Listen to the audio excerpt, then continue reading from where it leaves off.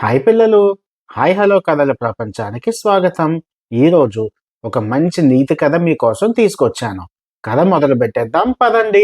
పచ్చని చెట్లు, చిన్న చిన్న ఇల్లు, ఆనందంగా ఉండే మనుషులు ఉన్న ఆ ఊరి పేరు సీతారాంపేట. ఆ ఊర్లో ఇద్దరు మంచి పిల్లలు ఉండేవాళ్ళు.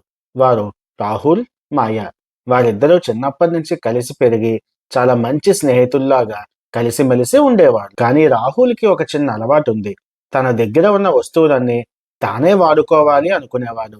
పంచాలని అస్సలు ఆలోచన ఉండేదే కాదు. మాయ మాత్రం తన మంచి హృదయంతో తన దగ్గర ఉన్న వస్తువులు అందరికీ పంచిపెట్టేది. ఆ మరుసటి రోజు వాళ్ళ స్కూల్లో వాళ్ళ టీచర్ చెప్పారు, పిల్లలు, రేపటి రోజుకి ఎవరైనా ఒక సహాయం చేసి స్కూలుకు రావాలి.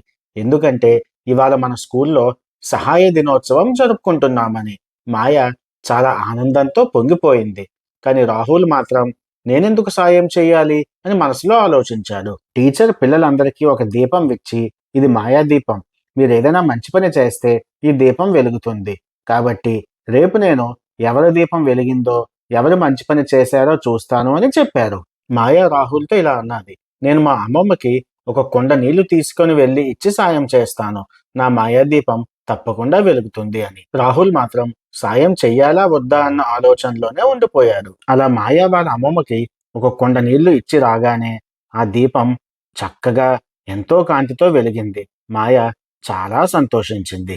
సాయంత్రం ఇంటికి వెళ్తున్నప్పుడు ఒక చిన్న పిల్లవాడు రోడ్డుపై పడిపోయి ఏడుస్తూ కనిపించాడు. అతని పుస్తకాలంతా చెల్లాచెదురయ్యాయి.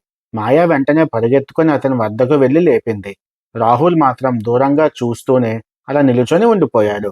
కానీ ఆ చిన్నపిల్లవాడి ఏడుపు రాహుల్ మనసుని కదిలించింది. వెంటనే రాహుల్ వచ్చి ఆ పిల్లవాడి పుస్తకాలన్నీ సర్ది అవన్నీ బ్యాగులో పెట్టి ఆ పిల్లవాడిని దగ్గరుండి వాళ్ళ ఇంటి వరకు దింపి వచ్చాడు. అదే సమయంలో రాహుల్ బ్యాగులో ఉన్న చిన్న దీపం వెలిగిపోయింది.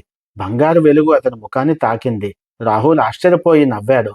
అతడు ఎప్పుడూ అనుకోని ఒక సంతోషం అతని చిన్న మనసులో కాంతిలా మెరిసింది. మరుసటి రోజు టీచర్ అడిగినప్పుడు రాహుల్ గర్వంగా చెప్పాడు, మేడం, నేను ఒక చిన్న పిల్లవాడికి సహాయం చేశాను. నా దీపం కూడా వెలిగింది. మొత్తం క్లాస్ అంతా చప్పట్లు కొట్టింది. మాయ కూడా సంతోషంగా అతడి వైపు చూసింది. కాబట్టి పిల్లలు, మనం చేసే ఒక చిన్న సహాయం అయినా సరే ఒక దీపం వెలుగులా చాలా వెలుగుతుంది. ఒక మంచి మనసుతో మంచి పని చేస్తే మన జీవితంలో ఎంతో వెలుగు పెరుగుతుంది.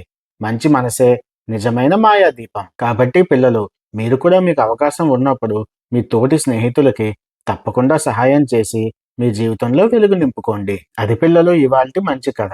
రేపటి మరొక కథలో మళ్ళీ కలుసుకుందాం. అంతవరకు ఆనందంగా ఉండండి, మంచి కలలు కనండి. బాయ్ పిల్లలు.